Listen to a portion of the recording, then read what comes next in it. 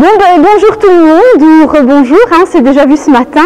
Donc voilà, on profite du stage de M. Limousin pour faire une présentation sur les selles.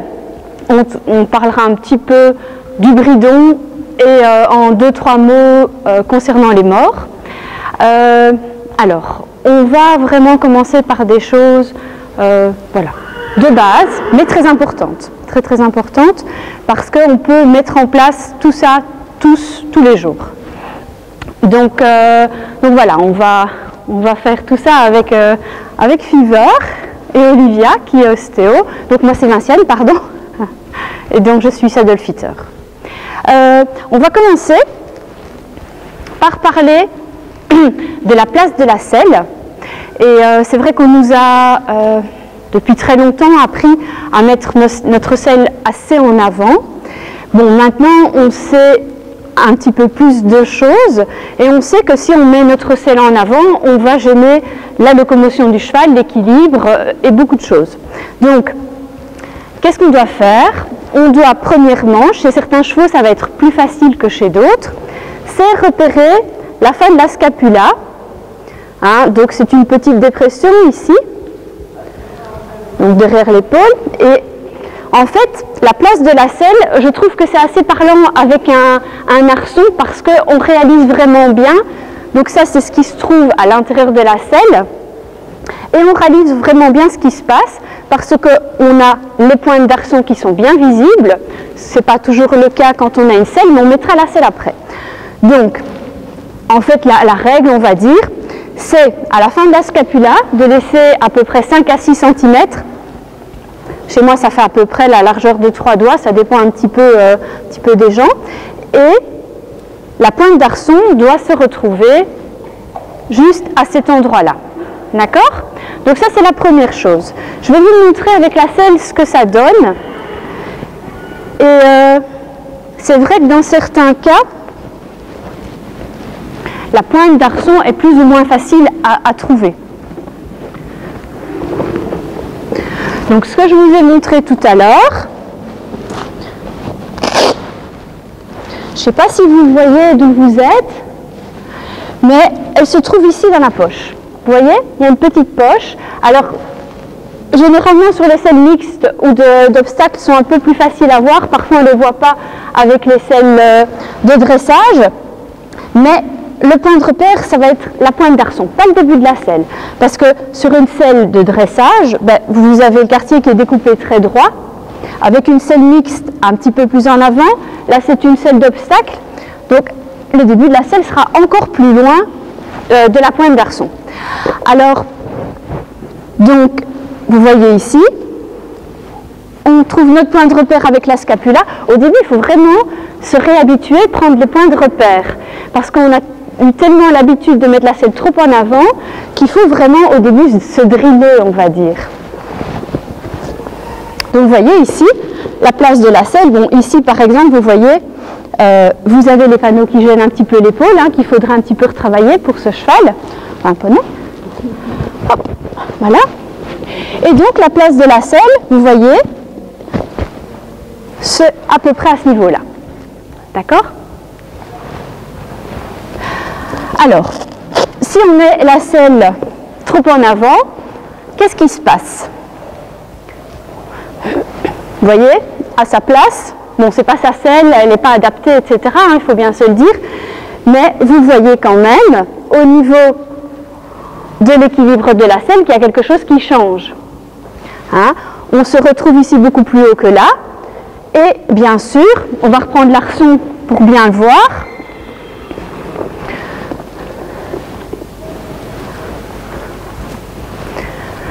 Donc là, on voit clairement ce qui se passe si on met sa selle trop en avant.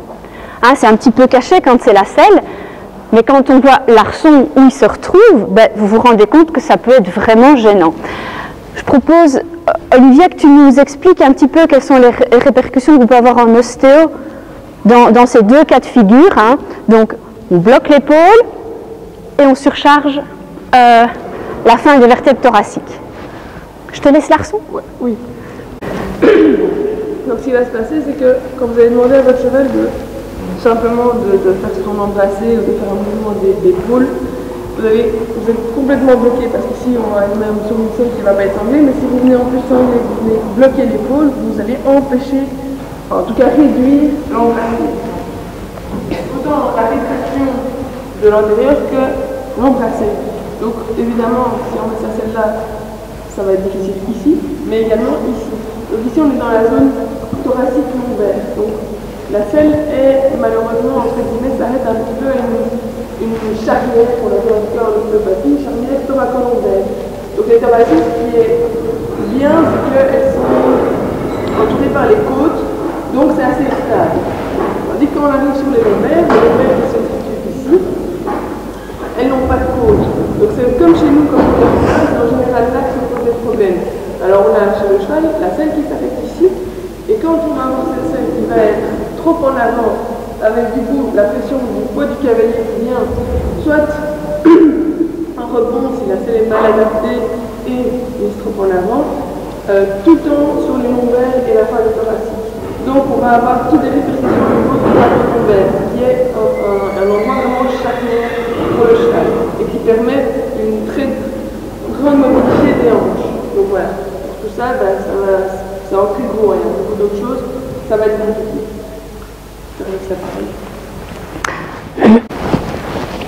Voilà, donc ça c'est pour la place de la selle.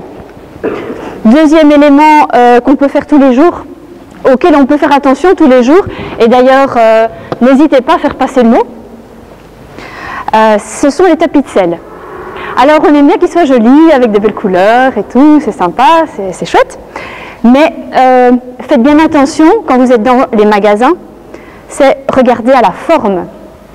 Vous voyez, vous avez envie que votre cheval il ait un dos comme ça? C'est pas top, hein? Donc, si vous la mettez, si vous les mettez, pardon, au niveau de la ligne du dos de Fever, bon, il a un dos quand même assez plat, d'accord? Un petit peu plus plat que la majorité des chevaux. Donc vous descendez un petit peu, et qu'est-ce que vous voyez? C'est que ici, il redescend trop. Vous voyez, pourtant il n'a pas beaucoup de garrots. Hein. Avec un cheval qui aura plus de garrots, ce sera beaucoup plus marqué. Mais non seulement il redescend là, mais en plus, il fait la même chose derrière. Donc qu'est-ce qui va se passer une fois scellé, sanglé avec le cavalier? Eh bien, ça. Clac, clac, clac, clac, clac, clac. Systématiquement. Et non, oui, c'est vrai, hein, il n'est pas content. Et qu'est-ce qui va se passer donc? C'est non seulement derrière, mais devant, pardon, mais aussi derrière. Vous avez un mouvement de cisaillement qui va se passer. Alors, oui, bon, peut-être ce sont des détails, mais pas tant que ça finalement, parce que, voilà, pendant une demi-heure, 1 heure, 2 heures, 3 heures, le cheval va devoir supporter ça. Alors, qu'est-ce qu'il faut regarder? Qu'est-ce qu'il faut choisir? Eh bien, il faut choisir un tapis de selle qui va avoir une forme qui est un petit peu plus en rapport avec la ligne de dos de votre cheval. Alors, vous allez me dire, ça dépend un petit peu du dos du cheval, d'accord? Mais généralement, vous avez quand même un arc de cercle plus ou moins prononcé, hein, qu'il faut respecter. Donc, si vous voyez ceci, c'est généralement pas génial. D'accord? Donc, ça c'est... ici, j'en ai un autre. Bon, il a du mouton, mais bon, ça n'a pas beaucoup d'importance. Mais vous voyez, au niveau de la forme, on est déjà beaucoup mieux.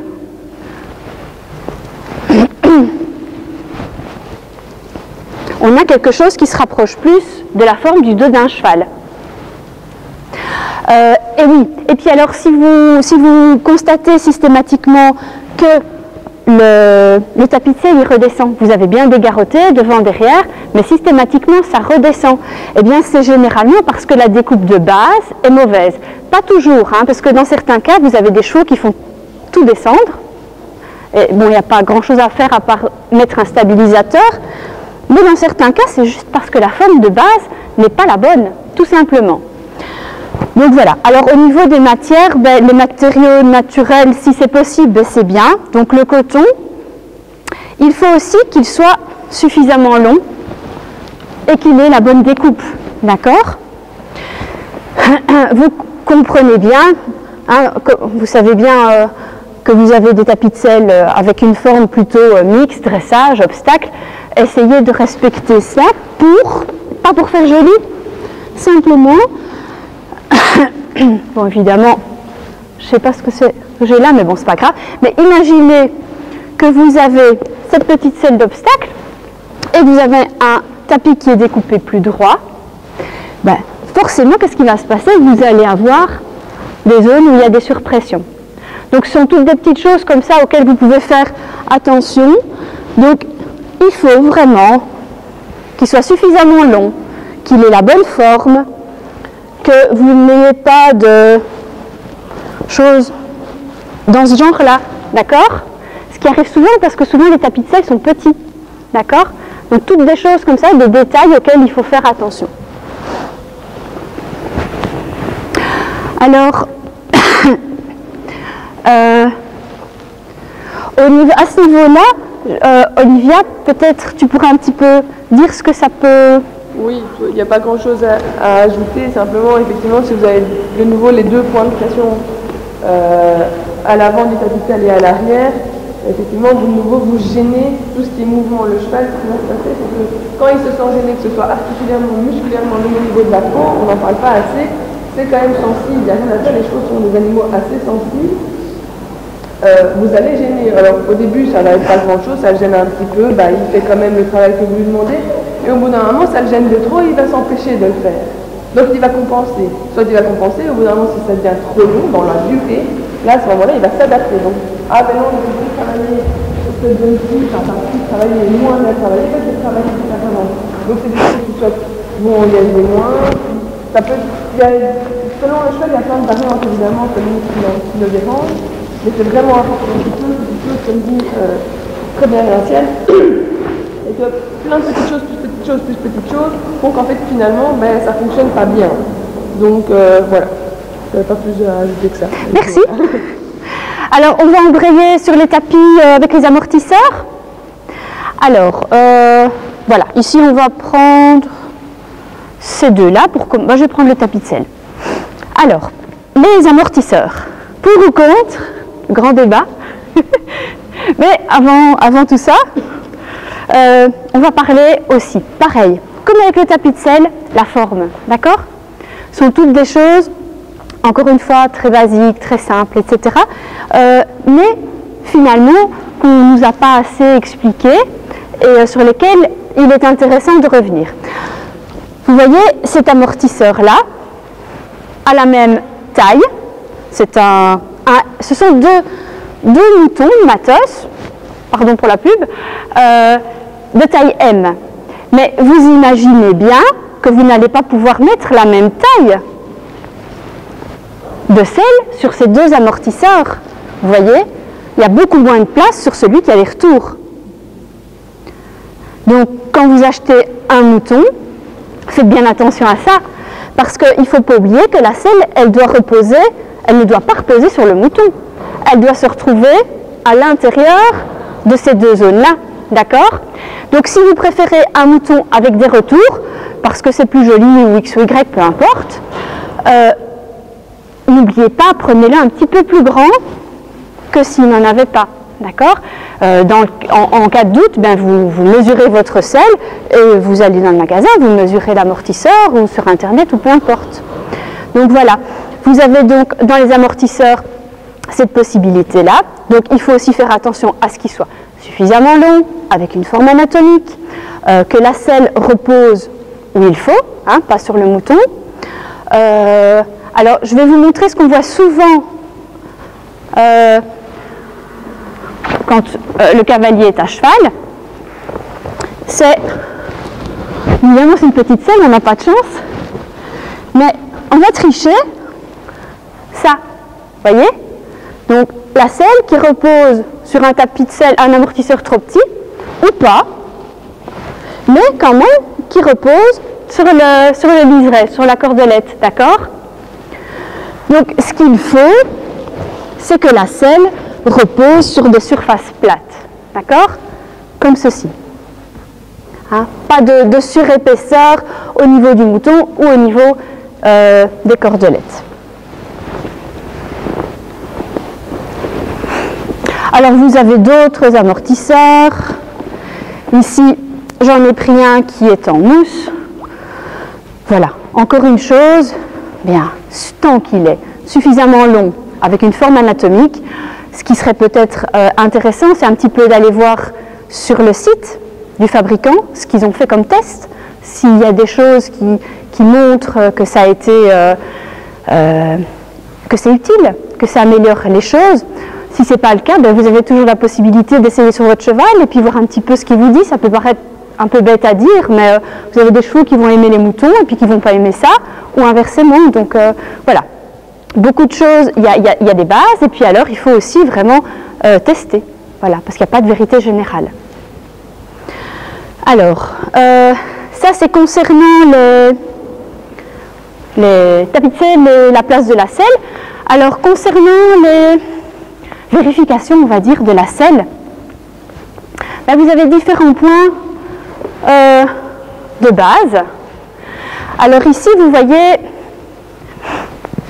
le premier, c'est de voir si l'angle à l'avant de la selle, hein, donc vous voyez, c'est l'angle qui est décrit par votre arçon à l'avant, correspond, est le même que celui sur votre cheval.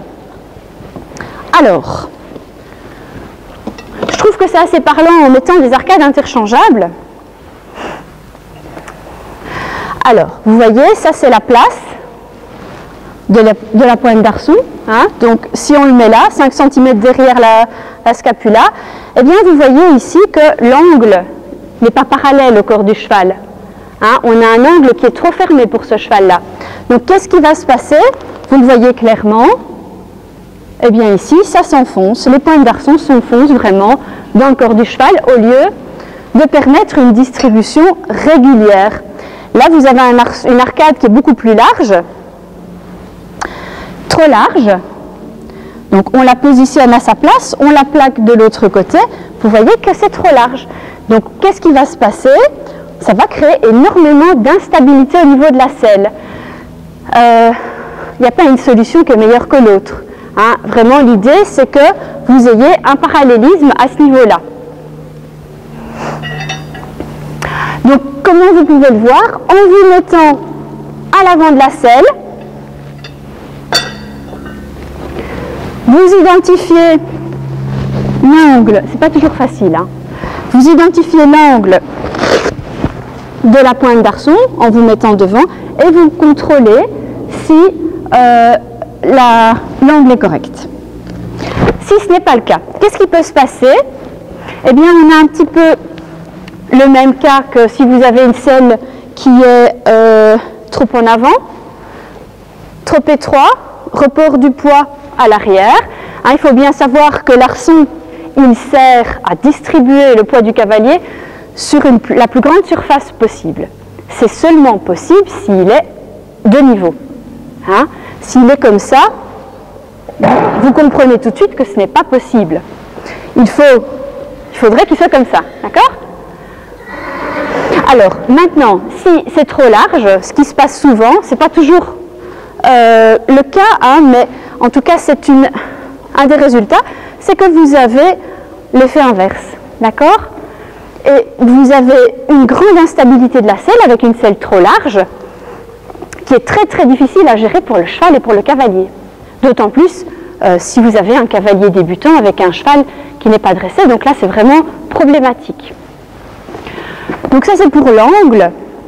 Ensuite, je vais garder la selle en fait. Vous avez en dessous, je vais vous montrer, les panneaux.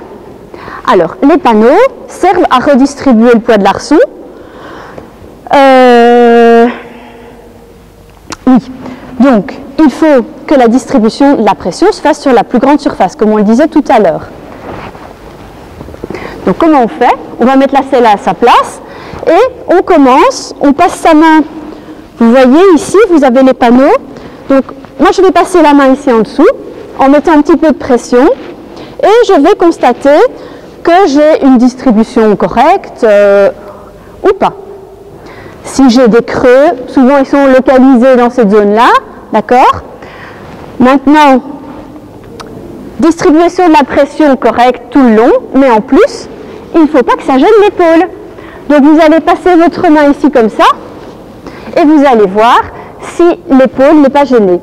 Alors, qu'est-ce qu'on fait si l'épaule est gênée? Si ce sont des selles qui ont un rembourrage en laine, on peut améliorer ça en changeant la forme du panneau, en enlevant de la laine, en remettant un autre endroit. C'est plus compliqué avec des selles qui n'ont pas des rembourrages que l'on peut modifier. Donc voilà. Ensuite, vous ne devez pas gêner le garrot. Hein, ça, on se l'imagine bien.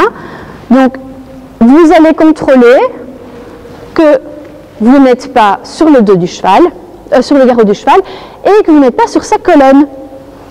Bon, bien sûr, ce point-là est vraiment à revérifier monter. Hein, parce que quand vous allez avoir monté 5-10 minutes ou plus, forcément la selle va descendre, surtout si c'est une selle qui a un rembourrage en laine, et vous pouvez vous rapprocher parfois de façon assez impressionnante du garrot. Donc à contrôler après monter. Ensuite, au niveau de la longueur, c'est pas toujours évident, mais vous trouvez la dernière côte, et puis alors ensuite, la selle ne doit pas dépasser cette zone-là. D'accord? Bon, vous avez certaines autres petites tolérances, mais bon, on va parler de l'idéal aujourd'hui. D'accord?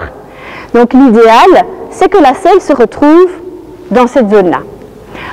Olivia, tu peux peut-être... quelque chose de spécial à dire si la selle se retrouve sur les vertèbres lombaires, pardon? On parle toujours qu'il ne faut pas empiéter sur la zone des reins, etc.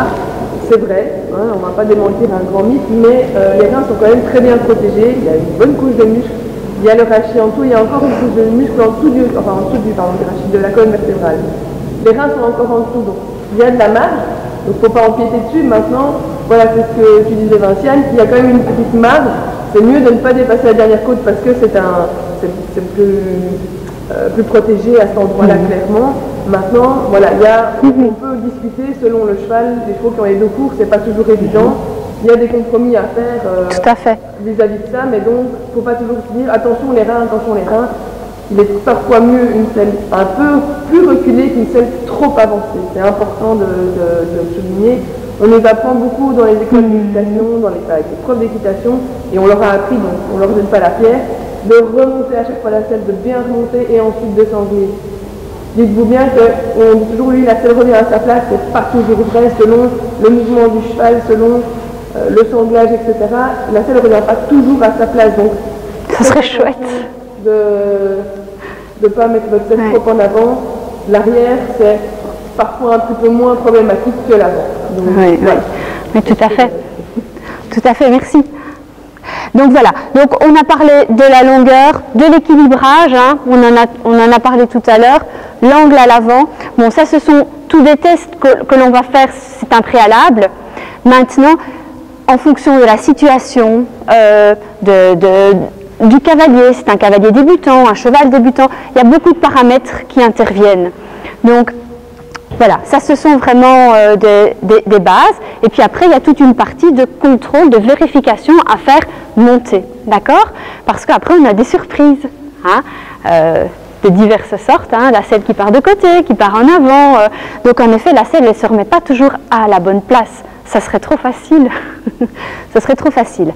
Alors, je voulais aussi parler un petit peu des bridons.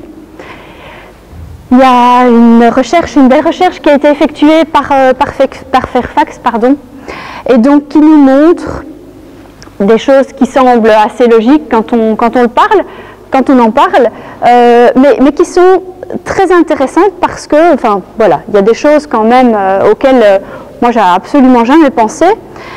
Ce sont les zones où vous avez le plus de pression. Hein. Donc vous avez assez peu de pression finalement sur la nuque, hein, contrairement à ce qu'on croit. Assez bien de pression derrière les oreilles par contre. Hein, vous avez beaucoup de... Bon, ça c'est pas la recherche qui le dit, mais à le voir régulièrement, par exemple, le frontal est souvent un petit peu petit. Donc ça tire en plus, vous voyez, comme ceci, les oreilles vers l'avant, c'est assez inconfortable. Donc il faut vraiment que cette zone ici soit bien dégagée. Au niveau des museroles, les zones de pression assez importantes, très importantes même, à l'avant et à l'arrière. D'autant plus que vous avez une muserolle qui est serrée. Voilà, maintenant à discuter, hein, pourquoi serrer une muserolle ou pas. Le cheval ouvre la bouche, pourquoi est-ce qu'il ouvre la bouche? On va voir ça après. Alors, par contre, au niveau de la muserolle la plus dure qui a été répertoriée, c'est pas de chance, généralement tous les chevaux en ont, sauf lui. C'est la muserolle, j'ai pas fait attention, c'est la muserolle combinée, vous voyez, celle qui a la petite languette d'ici qui redescend. Alors qu'est-ce qui se passe? Pourquoi est-ce qu'elle est plus dure? Probablement parce que bon, ici, devant et derrière, vous avez énormément de pression, mais en plus, elle se fait tirer vers le bas et appuie très fortement sur l'os, vous voyez, et donc c'est vraiment la muserolle la plus dure. Bien ajustée, les muserolles les plus douces sont la muserolle mexicaine, je ne croirais pas, hein, et la muserolle allemande. Donc voilà, si vous cherchez des muserolles, vous pouvez toujours un petit peu aller regarder à cette recherche, donc aller voir sur le site par exemple de chez Fairfax, voir un petit peu, c'est très intéressant. Alors, ils ont même constaté qu'au niveau de la symétrie des boucles, si vous avez par exemple des boucles uniquement de ce côté-là, ou vous avez une boucle plus basse d'un côté que de l'autre, ça a un impact sur la locomotion du cheval. Donc, une boucle, vous imaginez? Donc, on parlait tout à l'heure des détails avec les tapis de selle, mais vous imaginez une boucle plus basse que l'autre, ça a un impact. Donc, tout a de l'importance, vraiment. Voilà, je pense que là, c'était vraiment un petit peu dans les grandes lignes pour les brides. Maintenant, où est-ce que je l'ai mis? Un tout petit mot sur les morts. Alors, les morts, c'est un sacré sujet hein, quand même. C'est très intéressant. Ce qu'il faut faire attention, deux, trois choses de base. C'est à ce que la longueur de votre mort soit correcte. On pense souvent que plus petit, c'est pire que plus long. Ben, pas vraiment. Parce que si vous imaginez un mort qui est trop long, qu'est-ce qu'il va faire? Il va pendouiller dans la bouche du cheval. Donc qu'est-ce que ça va faire? Ça va aller buter tout le temps dans le palais.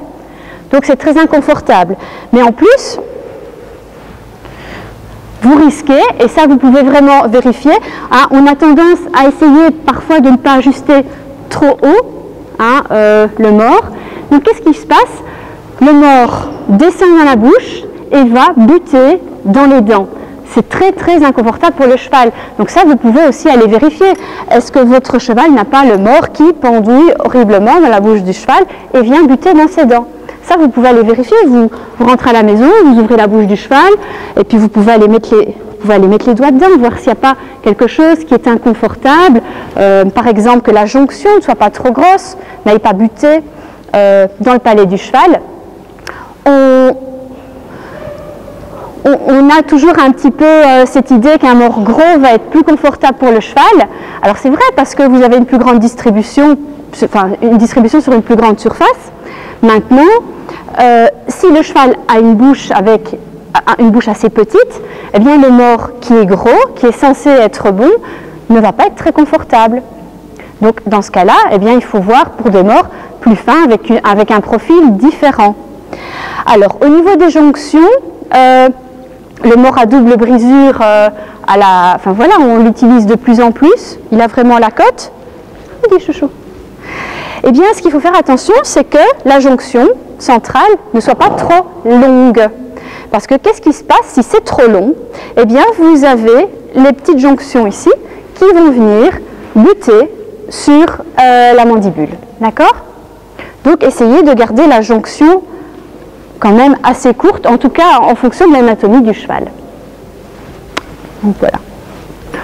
En quelques mots, c'est ce que j'avais à vous dire. Donc merci pour votre attention. Si vous avez des questions. Par rapport à votre histoire,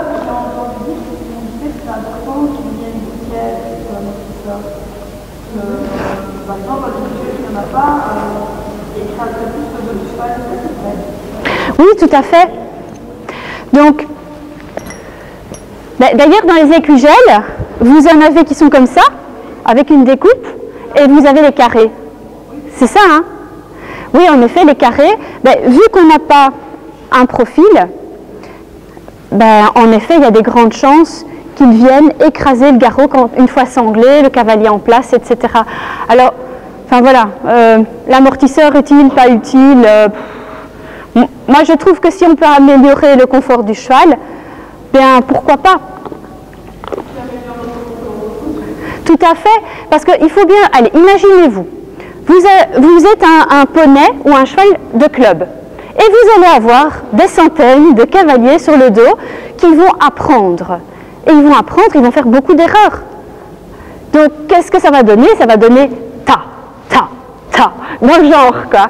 Donc, très inconfortable. Donc, il faut voir vraiment la chose comme une façon globale. Et voilà, dans certaines conditions, l'amortisseur sera mieux. Enfin, ça, c'est mon point de vue, hein. Je ne dis pas que j'ai raison, et dans d'autres, eh bien, ça sera moins bien. Donc, qu'est-ce qu'il faut faire? Il faut connaître la situation générale et puis essayer aussi. Parce que sans essayer, enfin voilà, on peut dire normalement ça devrait aller. Il y a des grandes chances que ça fonctionne, mais dans certains cas, ça ne va pas. Donc, qu'est-ce qu'il faut faire? Il faut essayer. Je pense que c'est la clé. Voilà. Je ne sais pas s'il y a d'autres questions.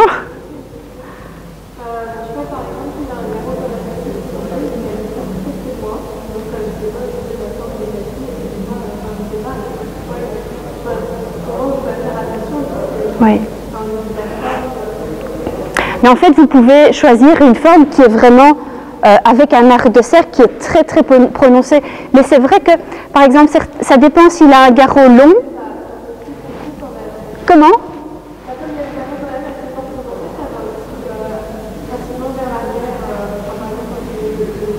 Il y a tout qui recule. C'est ça? Très plat. Oui. Oui. Et ce n'est pas facile, et c'est vrai qu'entre un cheval qui a beaucoup de garrots et un cheval qui a beaucoup de garrots, mais en plus qui a un garrot long, certains tapis de selle iront mieux que d'autres. Donc, malheureusement, un petit peu l'idée, c'est, vous le prenez, vous regardez, mais si vous savez qu'il a un garrot long, ou un garrot haut, vous avez aussi des systèmes chez Matos, par exemple de EasyFix. Et donc vous pouvez attacher votre tapis de selle à la selle. Voilà, mais vous avez aussi d'autres marques. Vous avez une marque qui est spécialisée pour les chevaux qui ont beaucoup de garrots. C'est Nimed. Voilà, et ça va avec certains chevaux qui ont beaucoup de garrots, mais enfin voilà. Il n'y a pas de... C'est pas toujours évident, c'est vrai. Mais à partir du moment où vous avez quand même une bonne forme de départ, il y a des... Comment? Non, vous pouvez prendre, peu importe s'il n'y a pas de contact derrière. Ce qu'on cherche, c'est qu'il n'y ait pas de contact désagréable et de contact qui amène des cisaillements, etc. Donc, c'est pas grave s'il remonte derrière, c'est juste esthétique. Ce qu'il ne faut pas, c'est que ça vienne frotter au milieu du cou, mais voilà, c'est quand même, si vous dégarrotez bien et que vous remontez, normalement, ça devrait pouvoir fonctionner. Ça va? Juste rajouter une selle parfaite, un tapis de selle parfait, ça n'existe pas. C'est un compromis, de toute façon. Le cheval, il a une forme, voilà, il change aussi toute l'année. En hiver, vous allez peut-être que travailler plus musclé, en été aussi. Selon le travail qu'on en fait, le cheval, il change toute l'année, vous aussi. Donc, voilà. C'est à recontrôler régulièrement. Au maximum, essayer d'être curieux, de se dire pourquoi je mets un amortisseur, est-ce que ça va à mon cheval, est-ce que, voilà, essayez d'être intéressé, curieux. Je sais que les choses jolies c'est sympa, mais voilà, faut voir aussi si c'est utile ou intéressant pour votre cheval et si c'est surtout si c'est adapté. Voilà, c'est tout. Tout à fait. Voilà. Merci.